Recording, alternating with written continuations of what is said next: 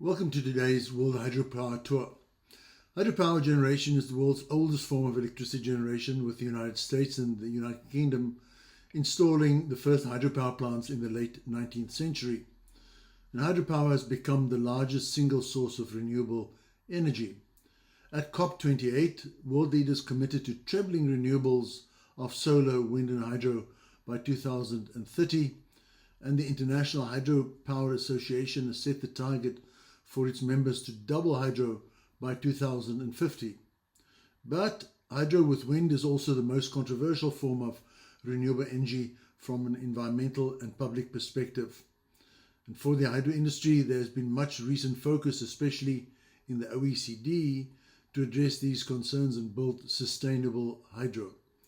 And today we tour the global hydropower system as it is in 8 regions of the world. And towards the end of the tour, we look at the expansion potential, at the benefits and controversies, and we also look forward at likely developments in hydropower in the next decade to 2035.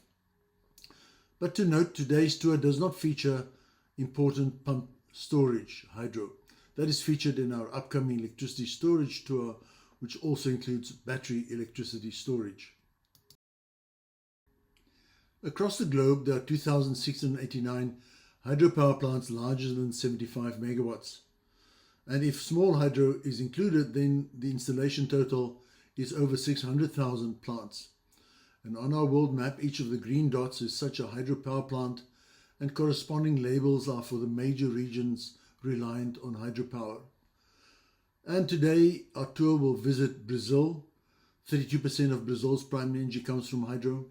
Then we go to Canada, reliant on hydro for 26% of its primary energy, China 8%, Africa 7%, Europe 6%, Russia 6%, India 5%, and lastly the United States, where the energy system is so amazingly large that 110 gigawatts of hydropower only contributes 3% of primary energy. Let's start by outlining the important role of hydropower in our energy and electricity systems by the numbers. 2,689 is the number of hydro plants greater than 75 megawatts built in 151 countries on 6 continents. 1,237 gigawatts is the installed hydropower capacity, of which most is government-owned. 14% of all power generation is from hydropower, and 7% of all primary energy is sourced from hydropower. 1 gigawatt of new capacity was added last year, the lowest in recent history, and 0.13 terawatts, or 132 gigawatts of hydropower, is under construction. Before we visit some of these hydro facilities and associated regional headlines in our tour, it's worth highlighting important sources of facts regarding hydropower are maintained by a couple of agencies. The International Hydropower Association on the current status and developments in hydro, and noteworthy, we shared an early draft of this presentation with IHA, and they commented, "Well done for this engaging and balanced overview of hydropower generally." Also, the International Energy Agency, the World Bank, and previously Lazards has published comprehensive data on hydropower. Fortunately, Lazards no longer publishes levelized cost analysis because of the cost uncertainties, risks, and long construction periods and government ownership of hydro. We start our tour in Brazil, the country currently most reliant on hydropower in providing 32% of primary energy and 60% of electricity. A quick scan of Brazil's 2024 and early 2025 headlines features some of the ongoing challenges with hydro reliance and also some opportunity. These include issues associated with swings in hydro production arising from climate patterns and droughts challenging energy supply, and government initiatives and investments by Eletrobras to expand hydropower. So Andy, let's touch down in Brazil to explore further Brazil's current hydropower base and future prospects. Below us we see the major rivers of South America, the Orinoco in Venezuela, the Paraguay, the Uruguay, and the Amazon and Parana and the São Francisco in Brazil.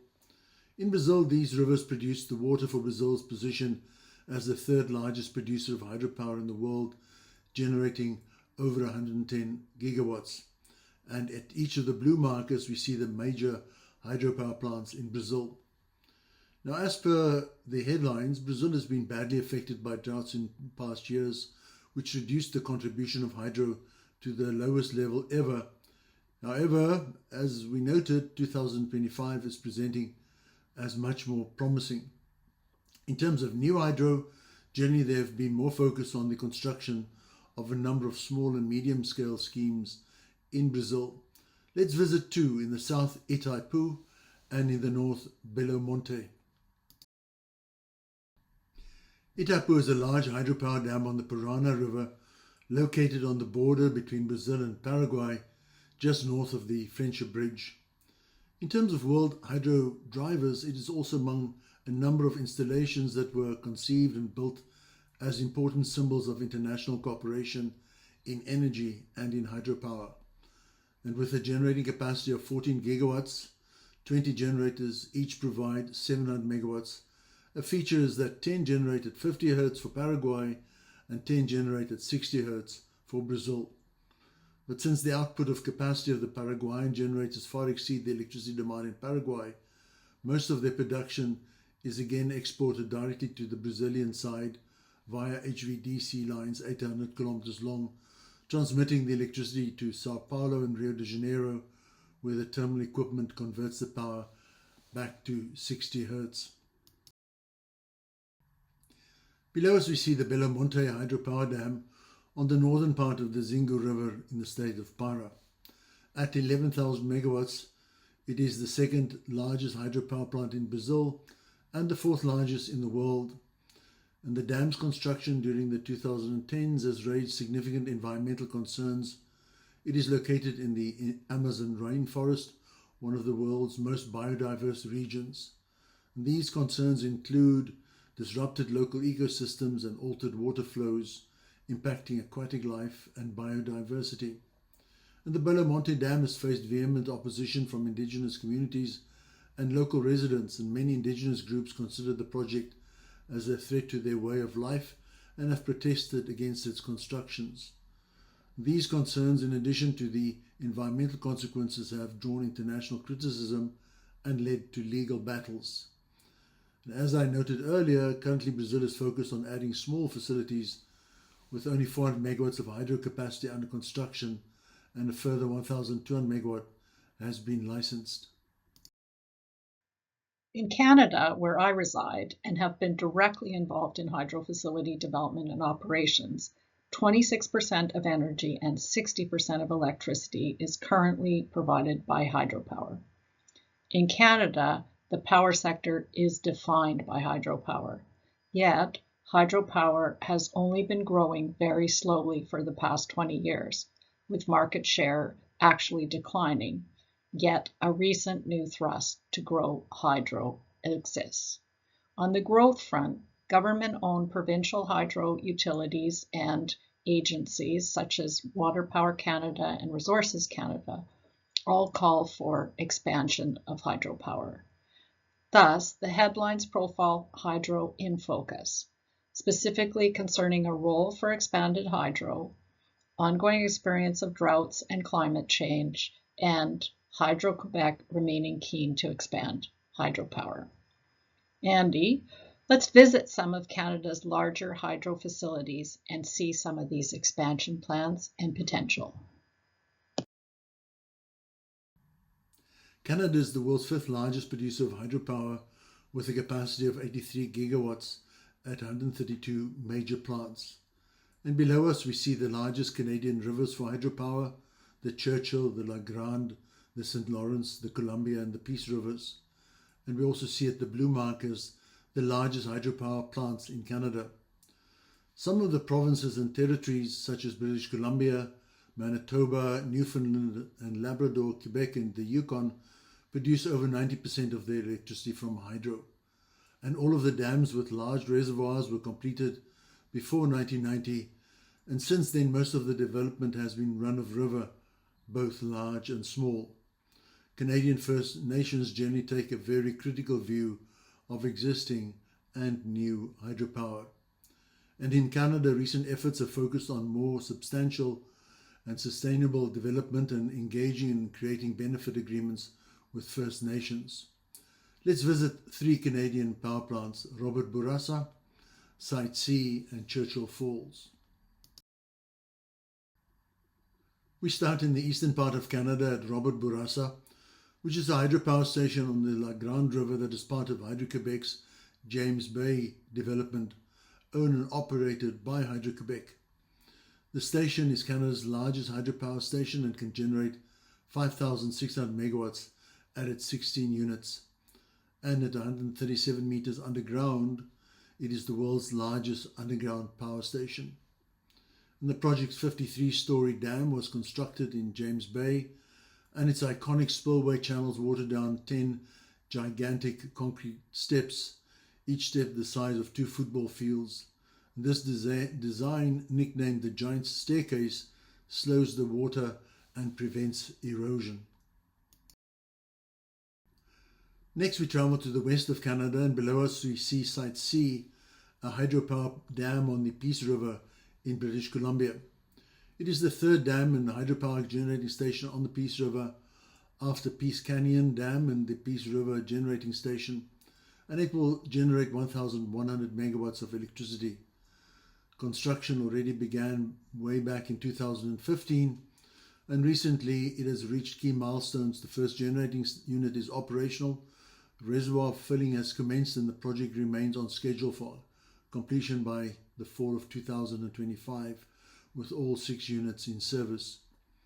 The dam has been controversial, with rising costs and delayed schedules, and with some environmental groups and First Nations communities opposing the project for its flooding and disruption of fish migration. Elsewhere in Canada, both Ontario and Quebec have plans to refurbish and expand their hydro. One such expansion is here at Churchill Falls hydro plant in Labrador, which has a capacity of 5,428 megawatts, owned primarily by Nalcor Energy and partially by Hydro-Quebec. And there are very ambitious expansion plans, which include building a second powerhouse to add a new 1,100 megawatts, aimed for completion by 2035, alongside also the new Gull Island project. Our tour continues in China, the world's leader in hydropower, where hydropower provides 8% of energy and 20% of China's electricity. China has positioned itself to excel in hydropower technology and construction, pioneering advanced hydroelectric projects like the Three Gorges Dam and showcasing engineering and technological prowess. The 2024 news headlines tell a story of this continued growth, the important role of hydropower in China's climate action plan, and the announcement of a new hydropower project in Tibet that will dwarf even Three Gorges. Andy, let's tour China's hydro landscape as a leading hydropower of the world. China has 421 gigawatts of hydro generating capacity at 502 major plants. And below us we see the 4 large Chinese rivers: the Yellow, the Yangtze, the Mekong that flows into Vietnam, the Yarlung Zangbo in Tibet that flows into India, and we also see the major hydropower plants. Most Chinese hydropower development is in the western and southern parts of the country. Northern China has very little hydropower development as it's dry, and hydropower plays an important role in efforts to reduce reliance on coal, and it's a major driver of development which has lifted millions out of poverty. But the dams also have a flooding, a habitat, and a people displacement impact. Let's visit 3 major hydro facilities: Three Gorges, Bahitan, and Tibet. Below us we see the Three Gorges Dam and power plant on the Yangtze River. It is the world's largest power station in terms of installed capacity of 22,500 megawatts and has been in operation since 2012. As well as producing electricity, the dam is intended to increase the Yangtze River's shipping capacity and reduce floods downstream by providing flood storage space. China overall regards the project as a social and economic success, with the design of state-of-the-art large turbines and a contribution towards limiting greenhouse gas emissions.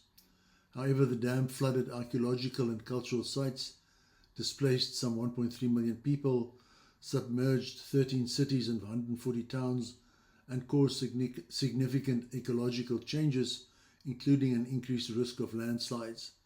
For these impacts, the dam has been controversial both domestically and abroad. The Bahitan Dam is located on the Yingsha River, an upper stretch of the Yangtze River in Sichuan and Yunnan provinces of China. It has an installed capacity of 16,000 megawatts from 16 generators, the second largest power plant in the world. And the dam is an absolutely fantastic feat of civil engineering with many challenges. The site is located in a geologically complex area with varying rock types in a seismically active zone. It is situated at high altitude in a remote and mountainous region, which made logistics and transportation of land and material difficult. And the damming of the Yingsha River for the Bahitan project had significant environmental impacts that needed to be managed, including habitat disruption and water quality changes. China is investing heavily in new hydropower and aims to remain the world's largest hydropower. And as such, no country or continent can overtake China in hydropower in the 21st century. Speaking of expansion, in December 2024, the Chinese government announced plans to build a major new hydropower plant in Tibet. In below us, we can see the Yarlung Zangbo River that flows from west to east through Tibet. The river has immense hydro potential due to the steep fall of the river over a very short distance as it passes through the Himalayas into India, and the dam is expected to have a capacity of between 50 and 60 gigawatts, which is nearly 3 times that of Three Gorges. A timeline for construction has not been detailed, but the project has been officially approved, and it marks the commencement of what will be a significant engineering and construction undertaking, with the expectation that China delivers when it publicly commits. The project is part of China's broader goals of carbon neutrality and is expected to stimulate economic growth and job creation in Tibet. However, it has raised concerns already about the environmental impacts and the displacement of communities, as well as geopolitical tensions with downstream nations like India and Bangladesh due to alterations in water flow as the Yarlung Zangbo River flows into the Brahmaputra River, which flows again into India and Bangladesh. From China, we travel to Africa and to some countries in Africa who are very willing to expand hydro, but with finance and affordability remaining the constraint. So they are keen to grow hydro's current contribution, which is 7% energy and 17% of Africa's electricity. A scan of the recent headlines tells a story of a number of factors. Continued stress between Ethiopia and Egypt from the commissioning of the Grand Ethiopian Renaissance Dam.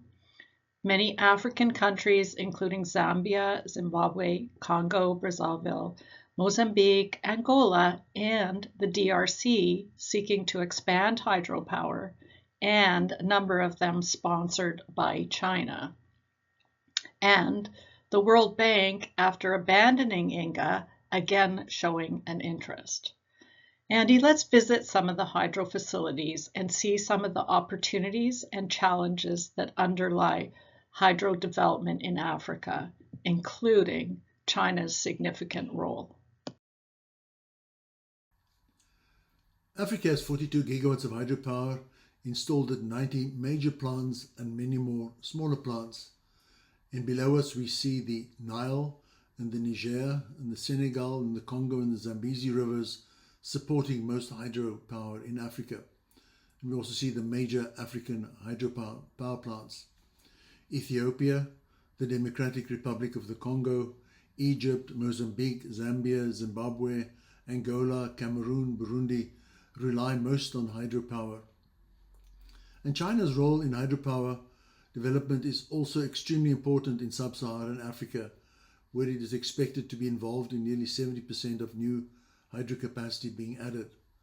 For example, China has actively supported hydro development in Ethiopia, in Sudan, in Angola, in Ghana and Zimbabwe by means of finance, engineering, procurement and construction. And Chinese finance is much faster than that from the World Bank. Let's visit 4 hydro sites: the impressive Grand Ethiopian Renaissance Dam, Cahora Bassa in Mozambique, Julius Nyerere in Tanzania, and the planned Grand Inga hydropower in the Democratic Republic of the Congo. Below us we see the Grand Ethiopian Renaissance Dam, the largest hydropower dam in Africa and the 7th largest in the world. The dam is located on the Blue Nile River in Ethiopia, and it has a capacity of 5,300 megawatts. The first phase of filling the reservoir began in July 2020, and it will take between 4 and 7 years to fill with water depending on hydrological conditions during the filling period. And the dam generates enough electricity to power Ethiopia and Kenya and Sudan. It is also expected to provide irrigation for about 1.5 million hectares of land and has become a real symbol of African and Ethiopian nationalism. The construction of the dam has been controversial, with Egypt and Sudan expressing concerns about its impact on water availability. However, Ethiopia has maintained that the dam is necessary for its national development. The construction of a Chinese-built DC transmission line connecting Kenya to Ethiopia is completed and now enables 2,000 megawatts to be transferred between the two countries. And Ethiopia is now fully reliant on renewable electricity. Below us we see the Cahora Bassa Dam on the Zambezi. The dam impounds Lake Cahora Bassa, which extends westward for 240 kilometers to where Zambia, Mozambique and Zimbabwe converge, and it has an electrical capacity of 2,075 megawatts. Was developed by Portugal for Mozambique, and Cahora Bassa primarily exports power to South Africa over a 1,400 kilometer long dual 530 kilovolt transmission line. The Cahora Bassa Dam currently faces critical water levels due to drought, impacting power generation.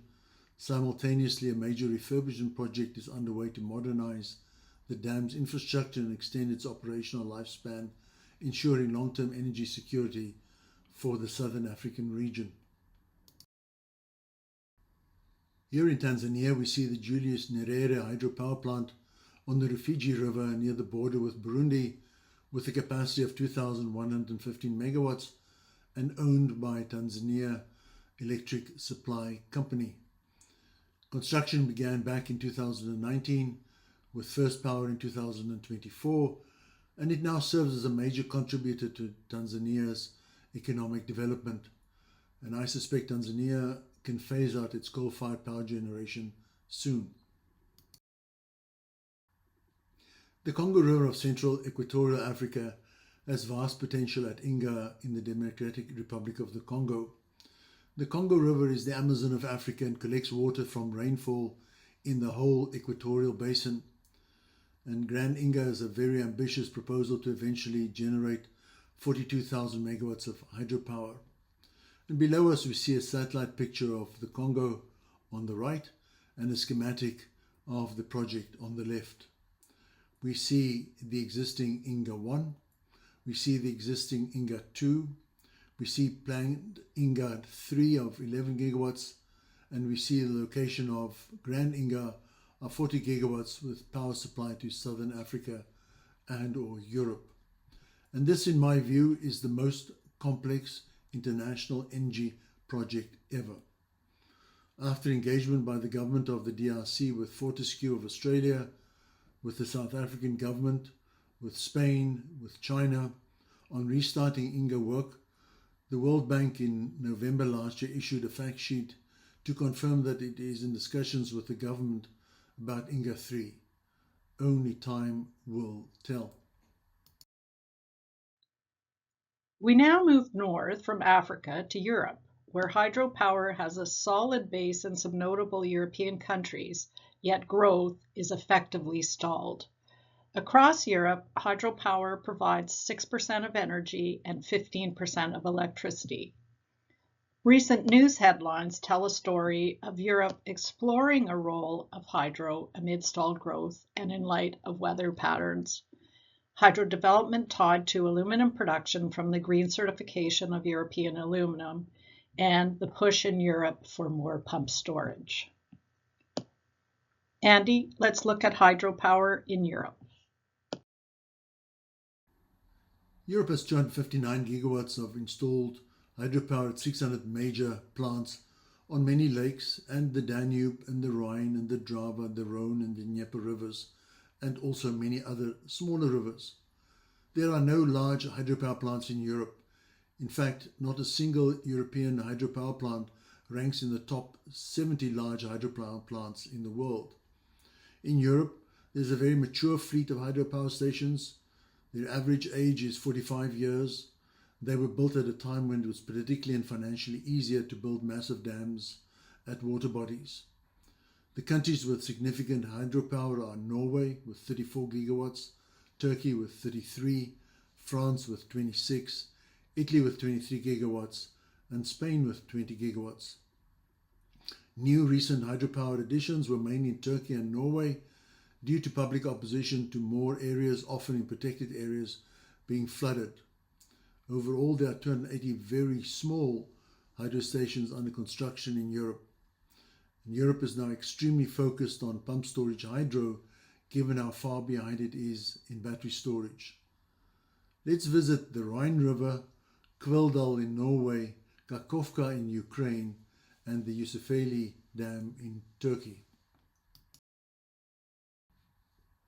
The Rhine is one of the largest and longest rivers of Europe, and it plays an important role in hydropower and also in transportation. The Rhine hosts many small hydroelectric plants, especially closer to its origin in Switzerland, as we can see, but also in France, Germany, and the Netherlands. Norway is the largest hydropower producing country in Europe, and it is nearly 100% reliant on hydro. Kveldal is located in the southwest of Norway. It has an installed capacity of 1,240 megawatts, making it the largest power station in Norway.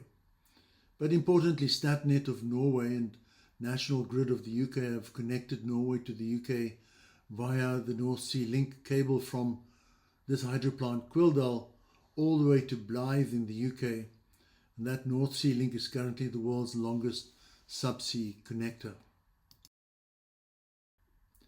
The Kakhovka Dam was a dam on the Dnieper River in Ukraine.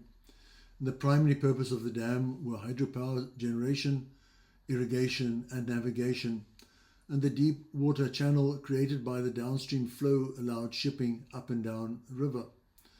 But during the Russian invasion of Ukraine on the morning of the 6th of June 2023, a significant portion of the dam was destroyed while it was under Russian control.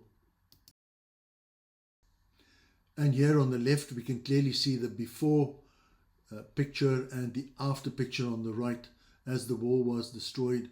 And it demonstrates the vulnerability of energy infrastructure in a time of war. The nearest and newest hydro expansion in Europe is in Turkey. And here we see the Yusufeli Dam located in Artvin in north and eastern Turkey. And it's part of the Koru River Development Project, designed as a beautiful double curvature concrete arch dam. It has an electrical capacity of 558 megawatts and was commissioned in 2023. Next, we touch down in Russia, where most hydro development is in the remote areas east of the Urals and provides 6% energy and 19% of Russia's electricity. The recent headlines tell a story of Rushdhydro as the state owner of many hydro plants in Russia, the continued thrust expanding hydro, and cooperation by Russia with former Soviet Union countries in further development of hydro, as we shall see. So Andy, let's tour some of these Russian hydro facilities and the Russian one sponsored by the interests and developments in the former Soviet Union countries. Russia is the 7th largest producer of hydropower, with 56 gigawatts of installed capacity at 59 major plants. And below us we see the major rivers of the Yenisei, the Ob, the Volga and the Angara. There are no hydropower plants on the Lena. It is too remote, the area is too unpopulated. Most of the major plants are in the Russian Far East, east of the Ural Mountains. Rushydro, Eurosibenergo, Tat Energy and other mostly government-controlled entities own and operate these hydro plants. Let's visit two of the plants, Sayano-Shushkinskaya and Nurek, not in Russia but in Tajikistan. Below is the Sayano-Shushkinskaya station on the Yenisei River in Siberia. This station is Russia's largest hydroelectric power plant with a capacity of 6,400 megawatts, and it powers industrial facilities, homes and businesses throughout Siberia. And the site is a significant tourist attraction, drawing visitors to view the dam and beautiful reservoir. Russia is also involved in hydro projects in former Soviet Union countries. Below us is the Nurek Dam on Tajikistan's Vakh River, the world's tallest dam wall at 335 meters, which was completed by the Soviet Union in 1980. It generates 3,000 megawatts. It powers Tajikistan and neighboring regions and supports the area's irrigation. The dam's construction displaced 60,000 people and has been controversial due to environmental impacts such as flooding and disrupting fish migration, but it is a very popular tourist spot and it offers stunning views of the surrounding mountains and the Vakh River. With major rivers flowing south from the Himalayas, India's major rivers support hydropower, which provides 5% of energy and 13% of India's electricity currently. A number of hydro plants have also been developed in neighboring Nepal to support power to India. Behind the headlines, we can see interest in exploring hydro development, yet amid controversy for reasons of disputes over water rights between states affecting downstream availability, dams displacement, disrupting livelihoods and access to resources, and project impacts of deforestation, altered ecosystems, and impacts to biodiversity. On the growth front, the recent headlines tell a story of efforts by the national government to expand hydro and seek continued growth through new projects. So Andy, let's visit India and check into their position and prospects. India is the world's sixth largest producer of hydropower, with 52 gigawatts at 133 major plants. And below us we see the major rivers of the Ganges, the Brahmaputra, the Mahadi, the Krishna and the Godavari.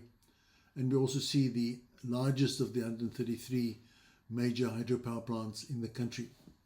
In fact, there are 4,000 hydroelectric power plants in operation in India, and hydropower is a major source of power for India's rural areas. And India is committed to increasing the share of hydropower in its energy mix, and the government has set a target of 60 gigawatts of installed capacity by 2030. Let's visit two stations. The largest hydropower plant at Nafta Jakri in the north of the country, and also the Subsansiri Lower, the most controversial hydropower plant still under construction. Nafta Jakri is a run-of-river hydropower plant on the Sutlej River located in Himachal Pradesh. And below us we can see the river and the dam wall. It has an installed capacity of 1,500 megawatt, which makes it the largest hydropower plant in India. And it generates electricity for the states of Himachal Pradesh, Punjab, Haryana, Rajasthan and Delhi. And it also provides irrigation water. And the project has been praised for its environmental sustainability. However, the project has also been criticized for the displacement of people and the loss of biodiversity. The Subansiri Lower Dam is a concrete gravity dam on the Subansiri River in northeastern India. Construction of the dam is nearly complete with over 95% finished, and the powerhouse construction is also progressing rapidly. Initial generation is expected this year, and the 8 units will be generating 2,000 megawatts, and this will power several Indian states. The project faced long delays and controversies due to environmental concerns and local protests. Our last tour stop is in the US, where hydropower provides 3% of energy and 7% of electricity. But going forward, not a single significant hydropower plant is under construction. The recent headlines highlight this small scale of current hydro development, the connection between First Nations and hydro, as we saw in our visit to Canada, and the operational and regulatory challenges that the US hydropower industry faces in the US. Andy, let's see how the US and its hydro position manifests. The US is the fourth largest producer of hydroelectricity, with an installed capacity of 102 gigawatts at 239 major but also some smaller hydro plants. Below us we see the Mississippi, the longest river in the US, but with only 200 megawatts of hydropower, the Missouri, the Colorado and the Columbia River, the most significant river for hydropower generation, with a concentration of plants in Oregon and Washington state. In North America, the average hydropower plant is now nearly 50 years old. In an attempt to make progress with hydropower, in early 2022, conservation organizations, hydropower industry groups and indigenous tribes sent a package to Congress and the White House to improve hydropower processes and restore the authority to Native American tribes. Specifically, the package proposes amendments to the Federal Power Act to restore autonomy and self-determination for tribal nations, to retain states' decision-making authority, and to enhance cooperation and improve clarity. Let's visit two hydropower plants, Grand Coulee and the Hoover Dam. The Grand Coulee Dam is a concrete gravity dam on the Columbia River in central Washington state. It is the largest power production dam in the United States with a generating capacity of 6,809 megawatts, and it was built during the Great Depression. The dam created the Franklin D. Roosevelt Lake, the largest reservoir in the United States by surface area, and it is used for hydroelectric power generation, irrigation, and flood control. But the dam is also one of the most important engineering achievements in American history, recognizing that its construction displaced 10,000 people. The Hoover Dam on the Colorado River is extraordinary in many ways. It is the tallest dam in the United States. It is the largest concrete dam in the United States. It generates 2,080 megawatts of power, and it is a major source of hydroelectric power for California, Nevada, and Arizona at different times. It was constructed during the Great Depression, and its construction employed 21,000 people. The dams also helped to control flooding and improve water storage for irrigation. However, the dam has also had some negative impacts, such as the displacement of Native Americans and the disruption of the Colorado River ecosystem. Before we end our tour, let's look at the outlook for hydropower. And the best outlook for hydropower probably comes from the International Hydropower Association, with its diverse membership that includes leading hydropower operators, developers, engineers, consultants, and experts across more than 100 countries.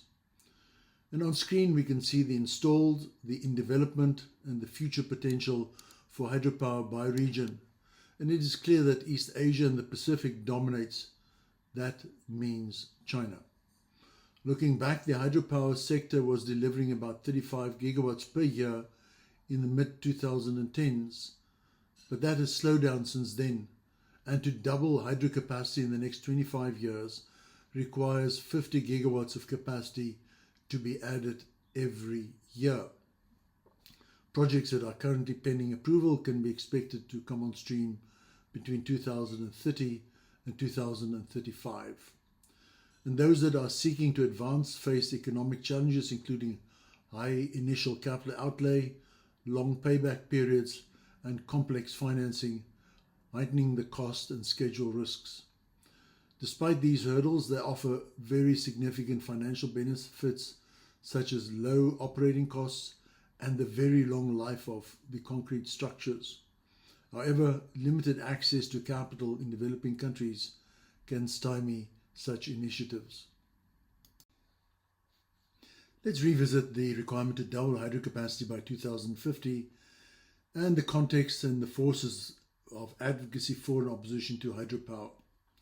The strongest supporters for hydropower are the International Hydropower Association, the International Energy Agency, and the China Institute of Water Resources and Hydropower Research. And these organizations contend that hydropower offers long-lasting low-carbon electricity, offers the ability to manage water resources, offers grid balance and flexibility and dispatchability in those power systems, along with synergy with other renewables. That hydropower offers green job creation and economic development for local communities and indigenous people, that it offers decarbonization opportunities for hard-to-abate industries, that it offers climate mitigation and resilience, and offers affordable and sustainable power which is less greenhouse gas intensive than coal and gas. Opponents of hydropower and expansion are the International Rivers Organization, Sierra Club, Waterkeepers Alliance, the Bund Friends of the Earth in Germany, Global River and the Human Rights Coalition, and First Nations, who contend that hydropower and new hydropower causes land use and flooding, causes and has social impacts from land loss on communities and indigenous people, causes wildlife impacts, impacts fish migration routes and fish habitats, results in accelerated evaporation of water, causes changes in downstream water flows and oxygen with excess algae and weeds growth, causes life cycle emissions from submerged vegetation, causes the loss of agricultural and scenic lands, and is not a poverty alleviation opportunity. The World Bank organization, as chief Western lender, is caught in the middle under political pressure to lend to hydro to achieve climate goals, but also under severe activist pressure to stop lending to hydro for all its environmental and social impacts. With the end of our tour, let's end with some takeaways. Today, the granddaddy of renewables provides 14% of world electricity and 7% of world primary energy, and that there remains significant, valuable, no low carbon intensity energy and capacity unexploited to add to this contribution by hydro. In terms of regions, South America is most reliant. Globally, the fleet is 47 years old and growth in capacity has only been 1.2% per year during the past decade. With much current operations and development reliant on government sponsors, given the profile of long time frame for development and the significant capital required, as well as the nation building aspects of many hydro developments. As such, many emerging nations, China, India, and Africa, are embracing hydro as government-led initiatives. In other hydro-endowed areas, the US and Europe has stalled, and Canada and Brazil are working hard to grow hydro.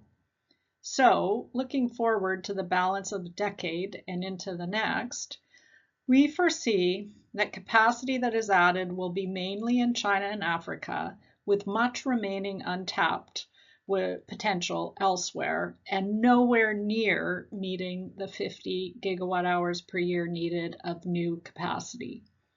We see efforts on repositioning from hydro legacy development and operation concerns as key to driving growth, but yet still insufficient to reach full potential with new uncertainties that climate change is likely to impact volume and patterns of river flows. As such, and for a hydro veteran like myself, Alas, the required progress to doubling capacity by 2050 will not be achieved. So with that, we'll conclude the tour and look forward to our pending release of Global Storage in the Energy Transition, which will cover hydro's current and potential contributions and the growing interest in pump storage in the larger context of storage itself. Thank you.